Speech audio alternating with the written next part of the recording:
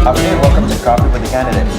Thank you for joining me, Mr. Frank Ungacta, running on the Democratic Party for the 33rd Guam Legislature. Frank, welcome, and thank you for joining me today. Hey, thank you for having me, Roy. Not a problem. So, Frank, let's just get right into it. We were discussing a little bit before the camera started rolling here. I wanted to know specifically what your reasons were for running for senator. Can you share that with me? Sure, right. Well, in 2008, November 2008, unfortunately for me, I became a person with a disability. Okay. And I went to the government, DSID, DVR, trying to find services and trying to find help to figure out what can I do, how can I do it, to get my life back. Because when I got blind, it was a totally different world for me. Okay. My family didn't know what to do. The people around me were like, they've never been or seen a person who's blind or have anybody in my family who's blind. I'm the first.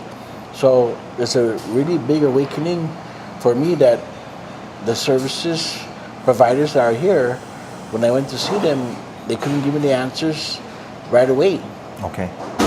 So part of the reason there is to try to help improve the services that government of Guam has. Correct. Okay, so that's basically what you're looking for is a voice to be heard.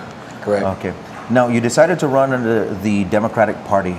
Can you share with us why the Democratic Party? Well, my family, my grandfather, Abraham, the late Abraham, and Rita White Longer, are Democrats for life. They've been Democrats ever since, our family's been supportive of the Democratic Party Sure. for a long time. So it was just natural for me to follow the Democrats. Okay. Should you be elected into the 33rd legislature, what are some of the immediate plans you wish to enact? Some of the immediate laws you wish to again enact while you're in as a senator? Well, if I do able to sit in the 33rd Guam legislature, I want to make sure that persons with disabilities are treated fairly. Okay. They can find answers. I'm happy to see groups like Gumamami, New Vision Guam, Senior, now PEP, the people out there, the organizations that are coming up on their own to help people act, autism community together. Groups like that come out to help people understand and cope with problems that are out there in our community. I mean, Guam's a big diabetes community, and it's hard to say what's going to happen or when it's going to happen, especially when something that you get a disability and it's not from birth. It's hard for everybody. Okay. It's hard on your family. It's hard on the person who's going through it.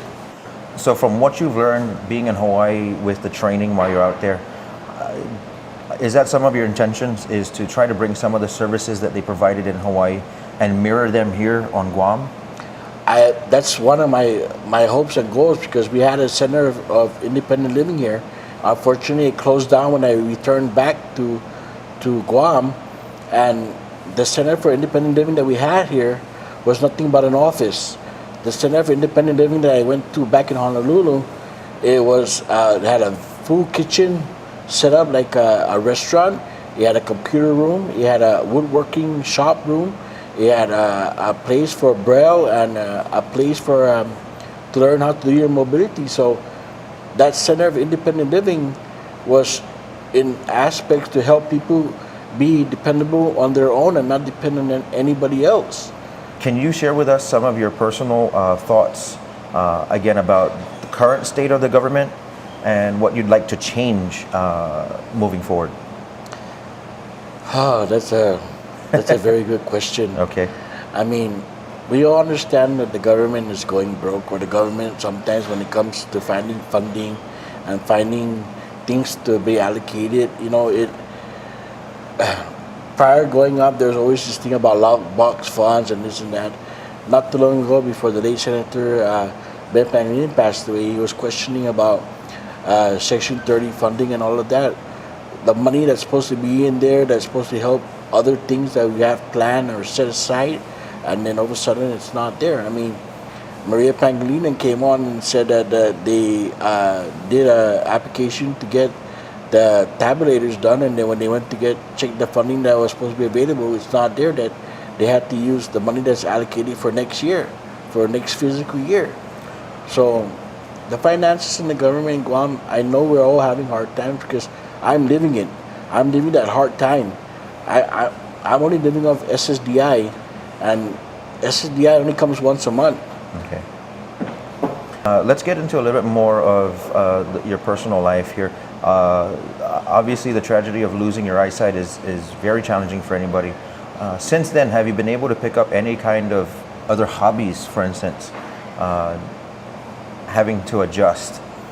Well, believe it or not, prior to me going blind, I was a heavy equipment operator. I drove tractor, trailer, I drove big trucks, dump trucks, excavators, operated all of that. Okay. I wasn't a computer guy. Okay. When I went to this training in Honolulu, man, they got me into computer that I'm not ace on it yet, but I'm working my way with technology nowadays and how things are being.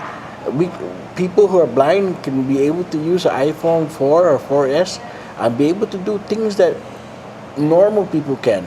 And that's the thing about me, even though I'm blind, I want to be normal. I want to be part of the community. I want to raise my kids. I want to pay my taxes. I want to be a contributing member to the society because this island is where I'm from. I love this place. Good. Phones, computers. You're adapting to obviously the blindness. Have you learned to play any types of instruments? I prior to me going blind, I loved to play the recorder, and my stepfather had a drum set. Every now and then I'll daddle with that, but when I was in Honolulu, I wanted to play guitar or the ukulele, but my fingers are not as sensitive as your hearing, maybe. Yeah, because of neuropathy.